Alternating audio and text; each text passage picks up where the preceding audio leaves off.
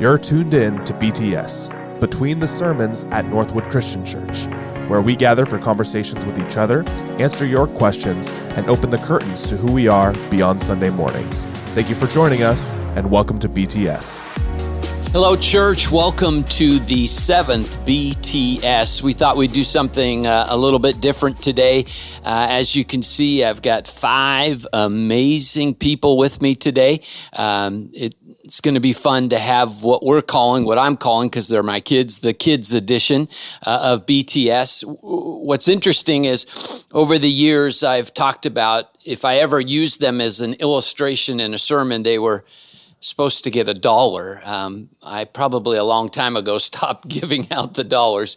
And now I'm going to probably owe them a lot more than $1 for being here today, but they are here.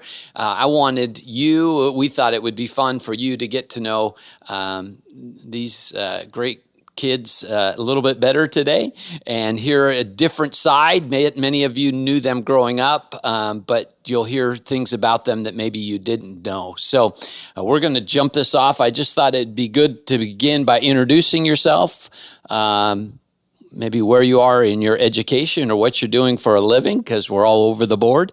And let's begin with that. And whoever wants to start us off can just jump in. Question number 1. Who is your favorite? Yes. Who is my favorite of the 5? Yes. Yeah. Who do you think is my favorite? Easy. That's it. Who's the easy one? Obvious. Yes. And Grace pointed to herself, and Spencer had his hand up. So you guys all know I've answered this question in a sermon. Do you remember this? No. It's me. It's me. Connor once went into my office, and he counted pictures of the kids in my office, and he concluded he was in more pictures than anyone else, so he was the favorite. Not after this morning. I got here early. So Spence was here early, and now there's more pictures of him. So the old sermon illustration was, whoever's my favorite is the one who's struggling, who's hurting. That's the one I lean towards, I pray for, I am concerned about. So Spencer. So Spencer and struggle bus. pointed to each other. That's awesome. Okay, this is how things go in our family, right? This is how things go. So I'll start. My name's Taylor. I live in Corvallis now. I work as a youth pastor at Suburban Christian Church. Just started there a little bit ago. And my wife, Misha, is super pregnant and could give birth at any time. So if I rush off the stage, you know why. And I'm also going through my MDiv program right now, working on getting my master's in divinity. Very good. I'm Grace, and I'm a junior in high school. I go to Springfield, but I play sports for Thurston. That's about it. That's it. You play sports for Thurston because? Springfield sucks. No, wow. No, I wasn't going there. Wow. Because Springfield doesn't have a lacrosse team. But wow, she just threw Springfield under the bus. Wow. Hannah, it's okay. Tell us a little bit, Hannah. Tell us what you're doing these days. With the mic up to your mouth. I'm Hannah. Yeah. I am 20. Yes. And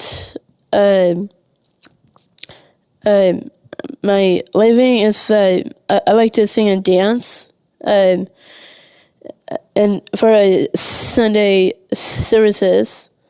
And I like to spend some time with my siblings and my sister-in-laws. Perfect. Good job. You even answered a question ahead of the time, so you're well prepared. Good job, Hannah. It looks like it's Connor's turn. I'm Connor. I currently work for Eugene Springfield Fire as an EMT, just taking people to the hospital mostly, and I am starting my paramedic program on Tuesday. So I'll be driving up to Portland a couple times a week, and I just got married, so that's cool. That is cool. Yeah. And on the end. And I am Spencer, which many people don't know that Barry has an oldest son, but he does. That's one of the jokes. Baby of this church. Yeah, that's right. But I'm Spencer. I work at Willamette Lane. I'm the athletics supervisor, so I oversee all the athletics there. I got a fiance, and she brings 3 kids with that. So this last 2 years has been a pretty new life for me. So, but yeah, I've been at Willamette Lane for 6 years now. 6 years. Yeah, it's been a fun time in our family. We've had a baby coming. We've got a couple of weddings. We've got all kinds of things happening in our family. So many of our church family that have been around a long time have watched all of you grow up. Some people in our church have known you all of your lives for the most part. We moved here when Spencer was going into first grade. So, but what is one of the things that you think people may not know about you? What's something about you that maybe the church doesn't know about you? Anyone wants to start? Okay, so I've been thinking about this. I feel like I'm pretty open, pretty out there. Most people know a lot about me. But I think when I tell people that I do the cooking between me and Katie, people are very surprised. Recently, I've become really interested in cooking, like to cook, like to grill, like to do those things. And so most people are very shocked to hear that I'm the better cook of the two. And you just got a smoker. Yeah. Have you used it? Yeah, I made steaks the other night. Spencer even gave me a compliment, which doesn't happen often. They were good. You invited Yeah, you invited Spence for dinner? Yeah. Wow, that's nice. Did you get the invite? I missed the I invite. must have lost it in the mail. It's probably when they have hamburgers, maybe I'll get an invite. Not the steaks. Yeah, not the steaks. Okay, something that you don't think people know about you. Who else? That I exist. So church, one of the funny comments is Spencer comes to worship, he and Caroline and kiddos. Right huh? More than Connor right now. Yeah, we've been seeing Spencer more than Connor lately, so there's that. Saving lives. But sometimes people will say to Spencer, I didn't know Barry had an oldest. Well, it's all started one Christmas Eve. And me, Taylor, and Connor came together. Yeah. And we came in, and they greeted us. And, of course, everybody knows Taylor. He was the youth pastor here. Connor was the youth pastor here, the middle school stuff.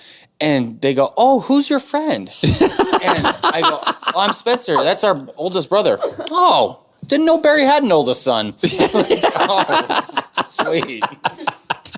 So the thing you didn't know is that Spencer exists. But there are people who do know you. They've known you since first grade. Anything else that you would say?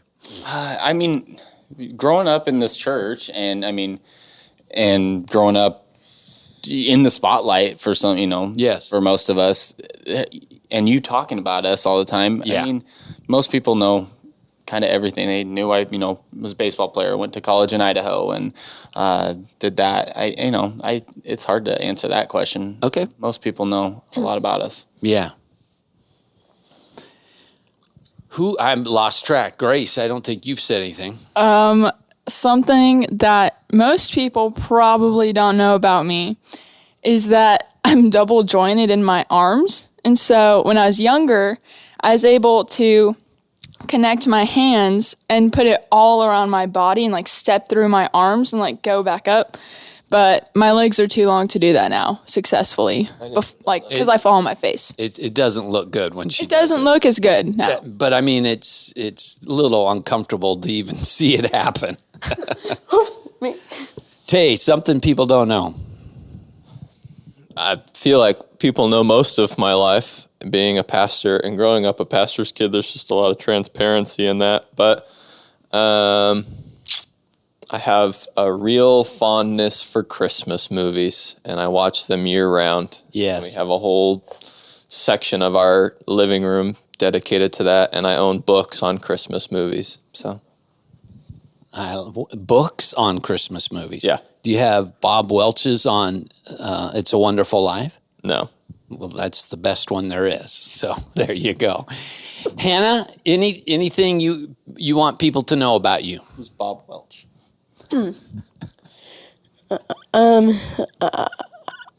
I want to know about me is that I'm in a program of CTP. Yes. And I have one more year left. Yes. And then I'll start my job when I get older someday. There you go. So you're in an after high school program that goes for 2 years, right?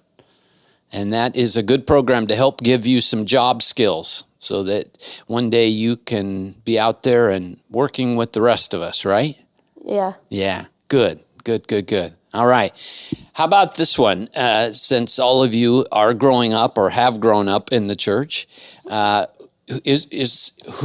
bet you could name several people, but who's someone at Northwood that has just encouraged you or been an impact in your life, or someone that you just have always been drawn to, a special person to you at Northwood? I can start. Okay. I'd say Bev Roberts. I mean, every year since I can remember, have always received a handwritten birthday card. Yes. Even when I was in Idaho, when I would change my address 15 times in a year, and she would still find a way to get my address and send me a birthday card. But also, she would send me emails and just cards throughout the year, always encouraging me, telling me get your butt to church. Your dad misses you. Get to church. But I mean, I wouldn't see her for a year, and she'd show up to the softball games when I played in the church softball team, and make sure she was always there with a big hug. Very, very important person in my life. Yes, she's really got just a spot in her heart for you. There's no doubt about that. Yeah, Bev's been amazing that way. Who else? Someone in the church? I mean, the obvious answer is Judy Hockett. Judy Hockett's taught all of us. She taught my mom, and she's just an amazing person who just instilled biblical principles in all of us. I can think of Robin Lyons as well when I was growing up, just the children's pastor and the influence she had. And there's just so many people throughout my time here at Northwood, guys who've come alongside me in the last couple of years, some older guys who've really taught me some valuable lessons and just loved on me and encouraged me. And so there's just a lot of people, but I think back to the kids' days, it was Robin and Judy. Yeah. Do you remember this? Because it's a story that Robin will tell. And she was our worked with our children's ministry. And when you were young, I have no idea how old you were. You told her one day that you were going to be the pastor here and you would do her funeral. I thought, wow. It's a bold strategy. Yeah, it's a bold strategy. Yeah. That's hilarious. Okay. Yeah. That's awesome. Someone at Northwood. Go ahead. There's like a lot of people, but three that really stand out are Marge, Sylvia, and Tanya from the nursery. Yep. When my mom was in the band and Barry would be, I don't know what he was doing, probably no one does. pastor stuff. Yeah. But we'd go back to the nursery every Sunday and just chill in there for like an hour, and it was great. Yeah. So Grace has been coming to worship at about 7:00 every Sunday for all of her life. And so, they would come and let her go back into the nursery even as she got older, and there was a good bond there. Tay, how about for you? Someone that just has been That was so tough. One person is impossible. You can say a couple. There's so many people who were my youth pastors, even for shorter times, who had such impact on my life. Jonathan, Reed, Chris, guys that really invested in me in a really tough time of my life, and who were there for me in really cool ways. People on Mission to Mexico, who have stood by me and walked with me, Steve Carden, and these people who have known me forever, Lou Stewart, Brad Childs, these guys who just have invested in me in that way, and Neva Clausen, but Robin Lyons really stands out to me as well because she was the first person ever to tell me I have a gifting and a calling in my life in ministry. And to be honest, I didn't believe her.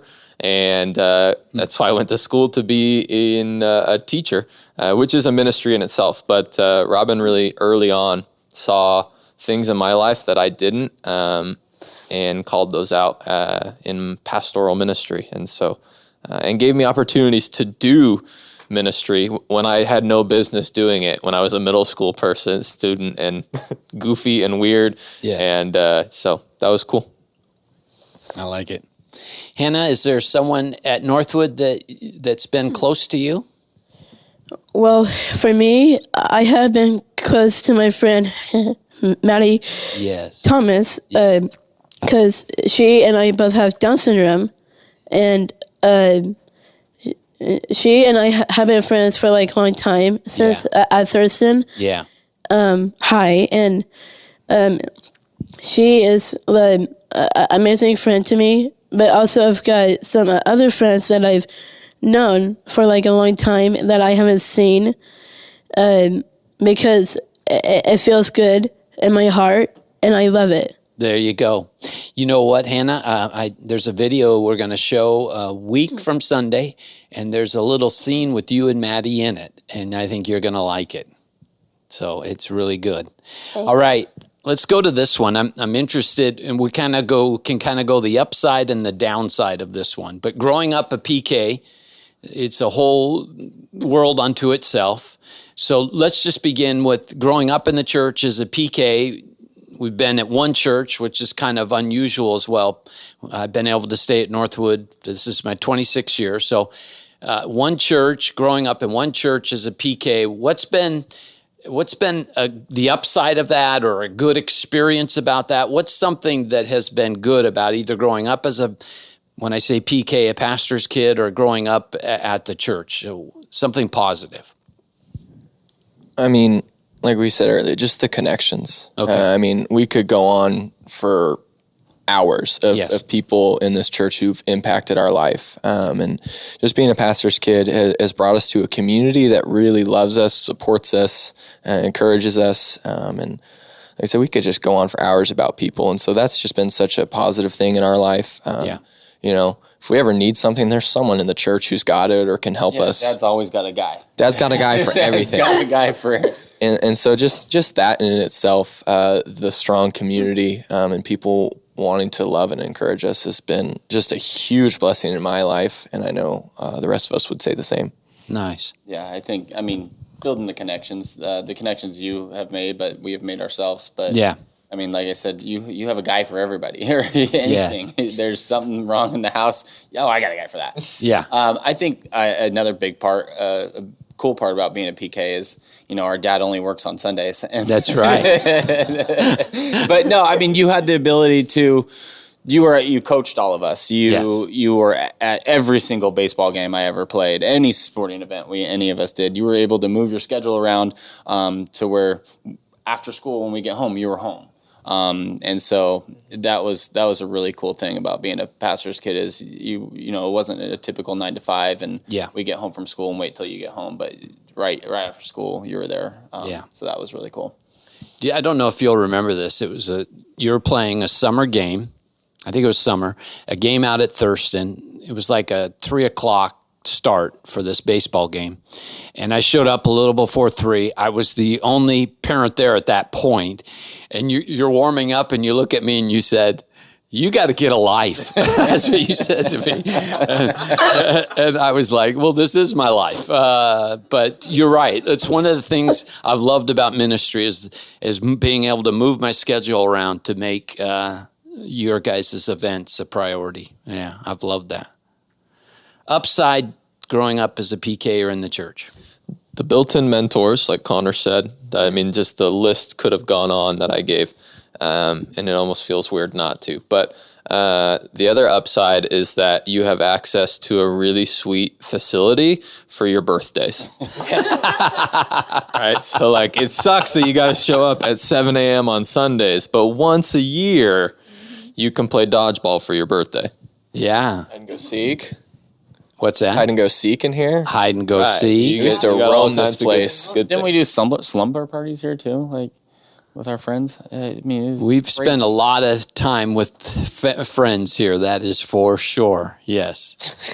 Yeah. It is interesting because when you grow up in the church and you're here as much as you are, the church is almost like a second home in some ways. You feel, which can be good and bad, but you can feel really comfortable here, which ultimately I like. I also used to be able to convince people I had cool powers because my dad was a pastor.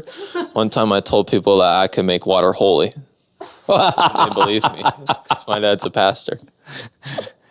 That reminds me of another story. I don't remember which friend it was, but one of you guys had a friend, and they wondered, does your dad get paid by just whatever comes in the plate, right? Whatever the offering is, he takes. Yeah, and does your dad own the church? That was another question. I always get. So when your dad dies, do you get the church? Yeah.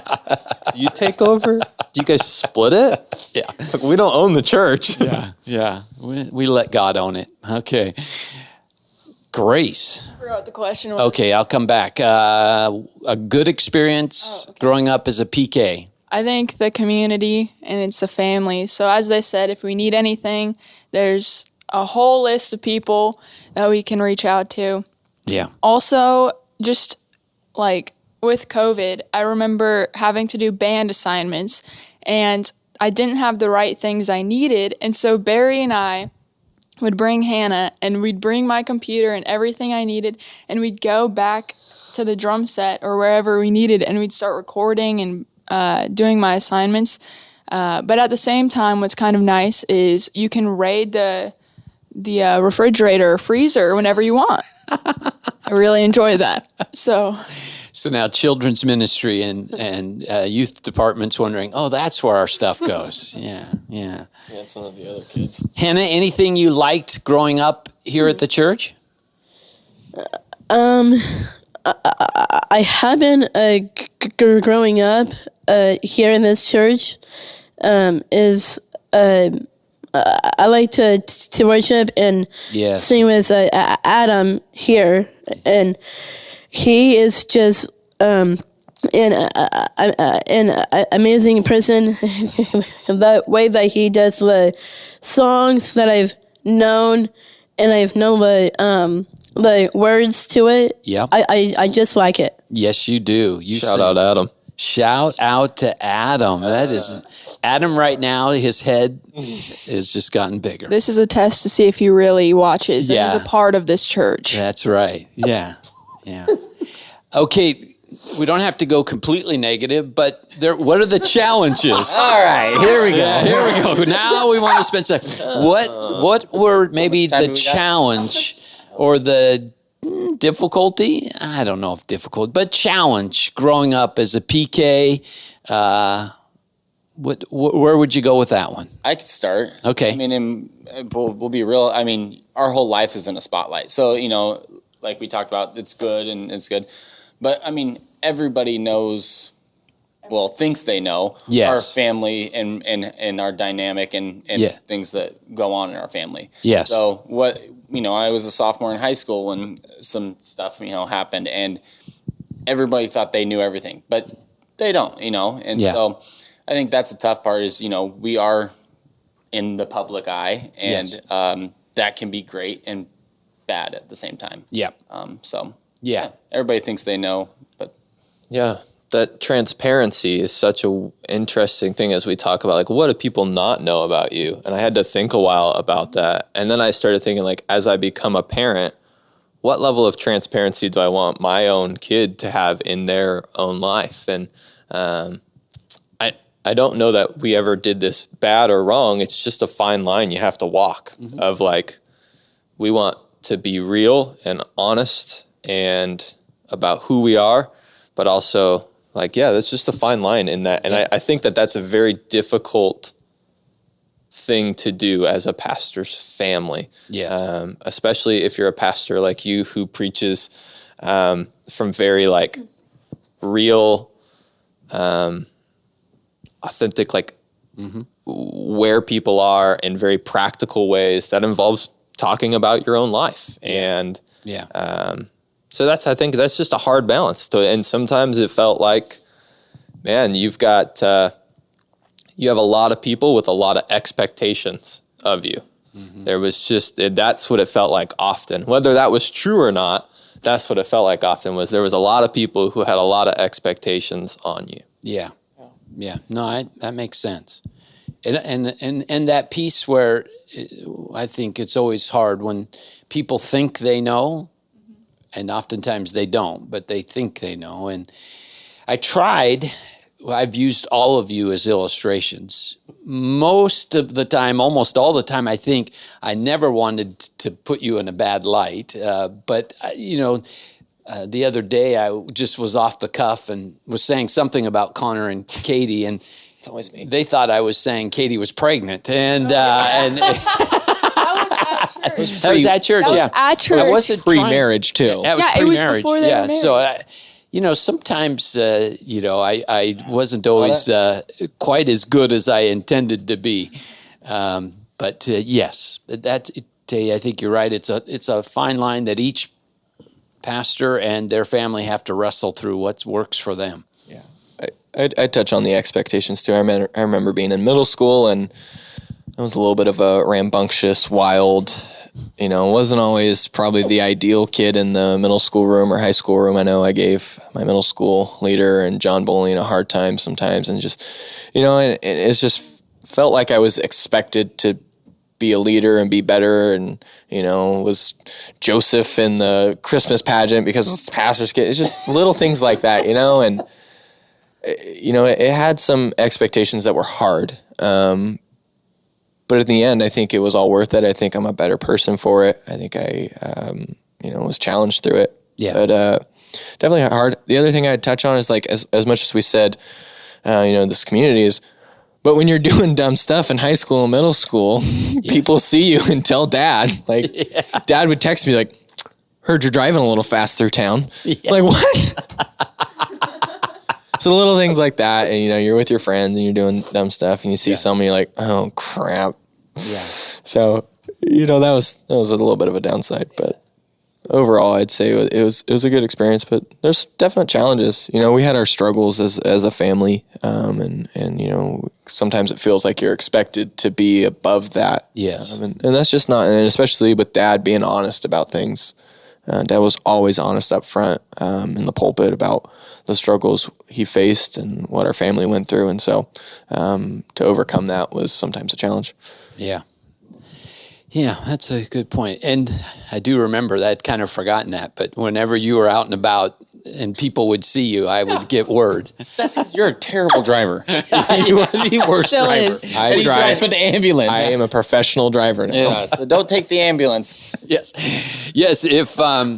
If you're not well and Connor is one of the people that come and pick Drive you up. yourself. Drive yourself. Great driver. Uber. I'd like an Uber, please. Oh, gosh, golly. Grace. I would have to fourth what everybody just said because there's a big spotlight on every single thing you do. You can't even go to the grocery store without running into somebody, barely ever. You'll be going down the aisle and somebody's there, and it's great. If you see us, it's fine to say hi. It's just, there's always... It's fine. It's just... Don't listen to Grace. Say hi to us. We love you. And so it's just, everywhere you go, there's usually people you see. And then I just remember, growing up, and Mom would post a video of me doing something stupid on Facebook, and then there'd be, hundreds of views, and so I was like, dang, the whole world knows everything. It feels like it, right? Feels like it. Yeah. I think there's also a sense of just perceived expectations. I don't know that actually a lot of these people who are watching this have any expectation on any of us, right? I think you're right. But there is the real sense of perceived expectation of what it means to be a pastor's kid and to grow up in the church and to, So, yeah, because I think probably people are listening to this and are like, this doesn't make any sense. I don't even know who half these people are. I don't have any expectation on their life. But I think there's just a real clear perceived expectation that comes along with this. That's really true. Yeah, I think you're right. Because my sense is overall the church has been really doesn't have this huge expectation for all of you. There's probably some folks, but you're right. Certainly. Yes, certainly some. There's certainly some. Hannah, any challenges growing up in the church for you? You're usually very positive, so let's see what you got. Well, I grew up in this church because I usually sit in the front. Yes. Which I do. Yes. Front row Joe. Well, because I like it and I could dance and sing along with it. Yes. But you like to stand up front and worship with everything you got, don't you? well, yeah, and then I was gonna say is that I have been in my family. Yes. And I love having all my siblings and my sister-in-laws because they are amazing and sweet and just being helpful to me. Yes. But sometimes kind of crazy, but in a good way. Yeah, we can get crazy, can't we? Yeah. All right, Hannah, well done. Notice that? I mean, she said it perfect. It is crazy. Our family is crazy, but it's crazy in a good way. Yeah, I mean, For the most part. I mean, we have two new sisters, Yes. and it's just a blessing, and it's crazy. It's crazy. It's crazy, but May it's not crazy in even a good look way. like it makes sense, but it's it crazy in a works. good way. Yeah, that's well said. Well said. All right, this one I thought would be kind of fun, just because, I would have never even thought of this question, but I've just heard the older boys in particular say this every once in a while. I can't believe I now say this or do this. That's what Dad would have said or done, and so Lord. So something How much time do you as got? you've gotten older that you go, oh my gosh, that kind of reminds me of Dad, and I don't know that I even like that. Did you guys know that there is full-on menus at fast food restaurants? Not just There's dollar not just menu. dollar like menus? the dollar menu. There's full-on. You can get a get meal sodas at there. Did you McDonald's. know they can. have things other than water? Yeah. It still freaks me out to order a combo meal at a fast food restaurant. So are you saying I used to make you order off the dollar menu and no soda? Oh gosh. And like you guys got $2. Heck well. And then we would drive to the Albertsons when the Albertsons had the quarter. Oh yeah, the machines. quarter soda And machine. we stop right in front and go out, pick out our soda. Yes. And put a quarter in so we can get a quarter soda. That's right. Why I forgot about spend $1 when we can get 4 for $1? That's I mean, good. it's genius. But that's the funny thing is we all do that now. Yeah. I mean, And the same thing at buffets. We're all going to get our money's worth. you get your money worth. I get my money's worth Yeah, Connor eats in ice cream. Connor gets his money's worth on ice. Shocking. I think. I mean, that is the biggest. Is like I go to a restaurant or a fast food restaurant and I'm like looking dollar menu. Okay, I can get that. Oh, that's only $4. Yes. Like I got that from Dad. Yeah, we were coming home from our honeymoon, and Katie wanted Carl's Jr. in the airport, and it cost us like $40, and she had to calm me down. It was like, this is ridiculous, $40 for Carl's Jr.? Oh, it was an experience. Was it good? No, it wasn't even that good. It was, yeah. So just, definitely thrifty. I don't know. I catch myself like singing a stupid song or doing something dumb and dancing to it. And it's just like, oh my gosh, my father. Yeah. I mean, Or the thermostat. being a new stepdad, I find myself saying the stupid things that Dad would say to me, to the boys. It's like, today's not your day, boy. It is like wrestling around, not your day. One of these days you'll be stronger than me. Not today. I mean, things like that. But Caroline brings up, like, I struggle in drive-thrus. And I get so nervous if everybody doesn't have their order ready. I don't. 5 blocks before you get there. We better have our order ready. And the kids are in the back saying, I don't even want to look at the menu. No, you should know. We go to Taco Bell. You know what you want. And so Dad is just like, Dad, what was that, sir? Like, and he speaks for a living. Like he's a good speaker, but he gets to a drive-thru and he's like, the number one is, what does that have? Doesn't even want a number one. He just panics. One time at McDonald's, you asked if they had hamburgers.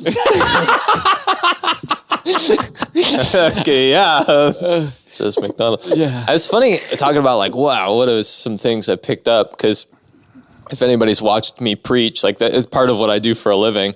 And they're probably watching us now going like, they talk the same, they look the same, the mannerisms are very alike. And so that's something that like every time I preach and then watch myself back, I'm like, I look a lot like my dad doing that. Yes. Like there's just a lot of similarities in that. And so. Do you know the Sunday after Connor Katie's wedding, I wasn't preaching here. You were preaching in Corvallis. You're new at that church. So I went up to hear you preach. I don't even know if you know this. I walked in, and the gentleman came up to me. I've never met, never known. He looks at me, and he goes, I bet you're Taylor's dad. And I've been there a month. And you'd only been there a month. He goes, you look just like him, is what he said. I said, well, how do I look like him? But anyways, so I always felt bad for Taylor because he gets labeled that all the time. So I remember, I think probably coming home or something from Idaho, and Taylor's kind of getting into ministry, and we're having a family dinner, and Taylor prays, and I remember like looking up and like, it sounds just like Dad the way he's praying. Then there's Connor prayers. Well, that was always to make you mad. You always just try to overdo it. Well, that was just to upset you. you mean you would pray to upset your older brother? Yeah, I'd use words like thou and art and Heavenly Father. And he'd just keep going. Yeah. No, but I would say I like would listen to myself when I would talk, the middle schoolers even up here was like, yeah. Oh, I sound like Taylor, who sounds like Dad. So really, I kind of sound like Dad, too. About me when I talk. Influence. Spencer sounds just like Dad. Oh, yeah, when he preaches? I don't know, but Katie was telling me the other night, she said, we all tell stories the same. Yeah. So we all have stories that we would get tell. A quarter of the way through without laughing. Yeah, and so having to stop. So as much as like we all inherited speaking and storytelling from you. So that is a good thing. Yeah. You can't sit around with us without us breaking out some funny stories and just laughing with each other and bringing up good memories. And that's one of my favorite things. Is thankful I didn't get your musical ability though. Spencer did. That was probably me. Yeah, Spenny did. But left that all with Spence. Yeah, I was thankful I got moms on that. Yeah, yeah, that's a good thing for you. Grace, anything that you would say that you can? What did I get? What do you mean? What did I get? What do you mean? I got nothing. I'm the best of both of you. Dad got host. Did you guys know that Connor is actually adopted? I'm just kidding. We haven't ever told him that. Yeah. Never told him. Thought this would be the place to do that. Okay, Grace. You want to go? Is there anything that you say? There is. Okay. I think there is. So I just started driving when I turned 15. Sorry, I had like a... Yes. Anyways. About a year ago. About a year ago. And, well, secretly a little before that, but it's fine. Yes. But I remember going through drive-thrus and, like, Barry would be like, you got to start practicing. And, like, my dad would be like, you got to start doing, like, getting the gas and going through drive-thrus, and so you know what you're doing because you'll be doing this on your own soon. And just like all the other boys, like, I suck at drive-thrus. No, I don't suck at drive-thrus. I just mock Dad for sucking at drive-thrus. It's really not complicated. Connor secretly sucks at it. So, like, when we're in the car with Barry and we're going through, like, Dairy Queen or something, he's like, literally, we're not even turning into Dairy Queen yet. And he's like, do you know what you guys want? And I would always make fun of him for it until I started driving. and it was me doing it, and I'd ask them when we were at home. I'd be like, so do we know what we're getting? So I think that there's a lot of pressure on those drive-thrus. I just am terrible with it. It's not complicated. Hannah, any way that you say, oh, that kind of, when I do this, it reminds me of Barry? Well, it reminds me of Barry is when he came to my room. Yes. And he closes my blinds. I was like, Bear, yes, please don't do that. Okay. Bear dog. What the heck? Why would you close her blinds? I don't know. Maybe for that late evening sun. What do you think? I have no idea. Well, I like being in the sun because I could be outside in the back porch in the patio, and I could. Yes.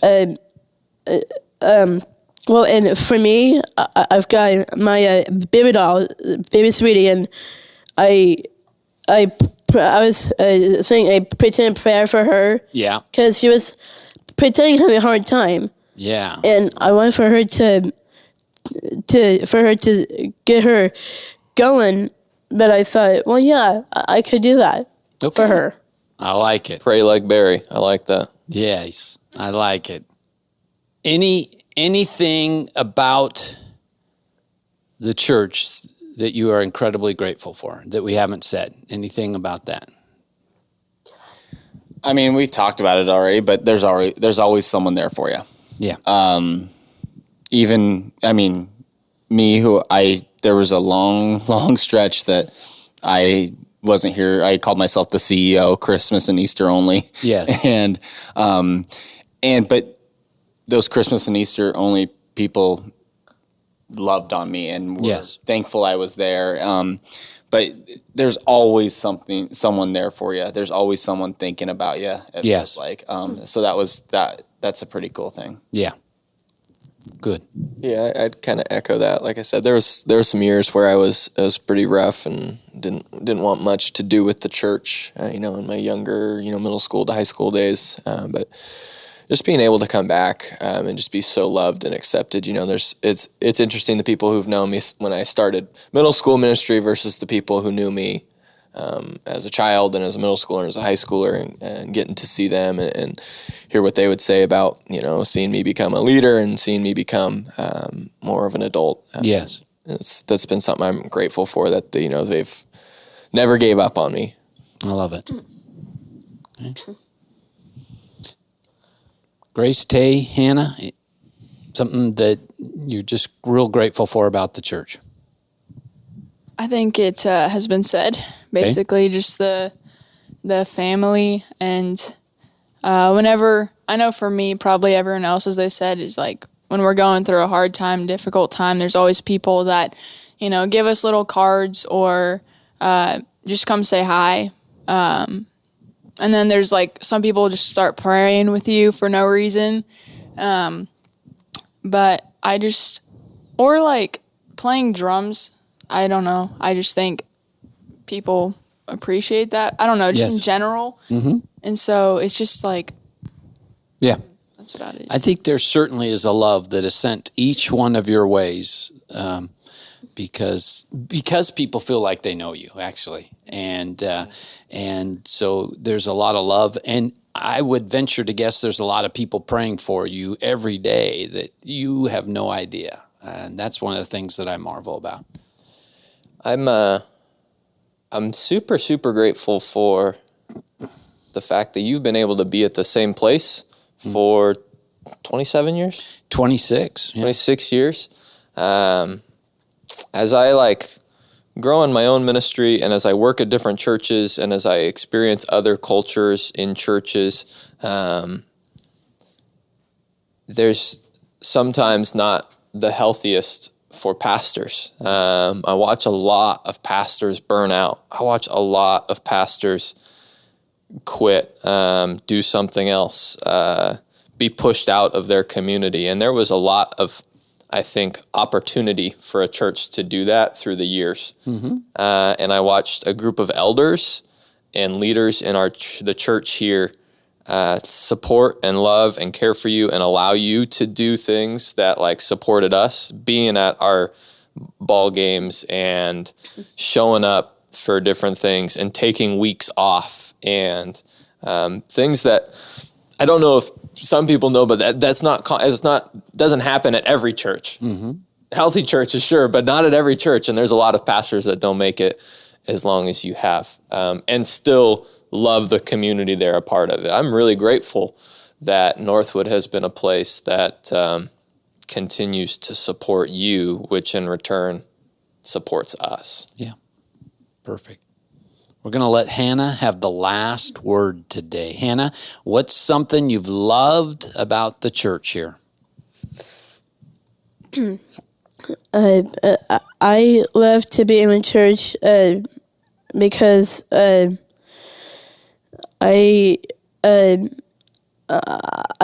saw Katie when she was telling me about the wedding, and I was loving it because I love it when my sibling Connor, I call him my bud hero. You do call him your bud hero. And he and Katie are so gifted in being special to me. Yeah. And I have been thankful for them and for being here with me as a sister, and that's me. And I love them. I support them. And I remember when Connor and Katie's wedding, I was so excited. Yes. And I was screaming excited. I was like, "Go, Bud Hero and Katie, let's go do this." And we did it, didn't we? Yeah. Okay, listen, I want each of you to know, first of all, I never thought this would happen. To get 5 yeses, I'm just thrilled. And thank you for your honesty. Thank you for being who you are. You are all very unique and yet so incredible. I love each one of you more than you can imagine. And you've been just a huge, huge blessing to our church, I believe. And you're right. You know what I love most?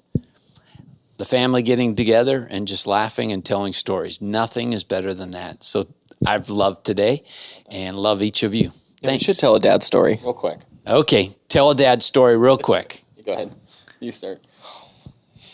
Now you said it, and then you don't have I wasn't ready. You jumped in and said that and then didn't have one? No. Well, I have one. I just don't know if I should tell it. Let's be careful with the dad stories we tell. One that you said I'll start. I'll do a good dad story. So, me, Dad, and the boys have always been huge football fans. Well, especially me, Dad, and Connor, big Seahawk fans. And then Taylor would come in with whoever the Seahawks were playing and go Rams, and it just drove us insane. But so I mean, maybe this is something a lot of you don't know is Dad will fly as fast as he can all the way to my house to watch the Seahawks on Sunday if they got the 1:00 game after church. So if that's why he's being like, "Hey, yeah, nice to see you this Sunday. I gotta go. Seahawks playing." Well, so Seahawks win the Super Bowl, and this was over 7 years ago now. Yes. And he is freaking out. He is freaking out. We're all freaking out. This is awesome. And they have that commercial on, "Seahawks fans, your team just won the Super Bowl. Order your shirts." And he's on the phone and he's for, "Who wants a shirt? What's a shirt? Large. Hey, Justin, do you want a shirt?" And my friends over there, like, yeah, he's ordering everybody's shirts. "I've always wanted this moment. My team has never won the championship." That was pretty gold. But yeah, I mean, just every Sunday he is sprinting in. It's like he's taking his suit off and he's got his Seahawks jersey underneath, running into my house. "What's the score? I heard this, and this." So that's some good stuff. I'm a little over the top, yes. It's a kind of a Connor and you story, but Katie was telling me this is her favorite story, was the one when I kicked you. So, I don't know, I was probably middle schoolish age, and Dad was sitting on the couch watching something, and football, and I got the stupid look on my face like I was going to go mess with him, and my plan was to run up like I was kicking off in football and kick and just stop right before his thigh. Well, I kicked as hard as I could, and Before you went.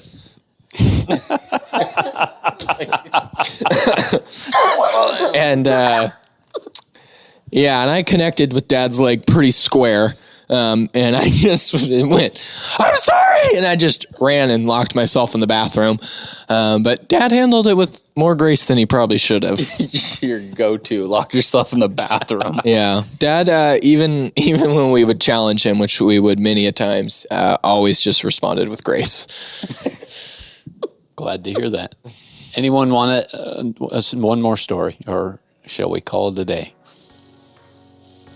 I think we're calling it a day. All right. Thanks, everyone. Love you all. And thank you, church, for watching. Hope this gives you, doesn't scare you too much, gives you a little insight into our family and how blessed we are to have each other and how blessed we are to have you as a part of our family as well. Thank you. Hope you don't lose any members off this.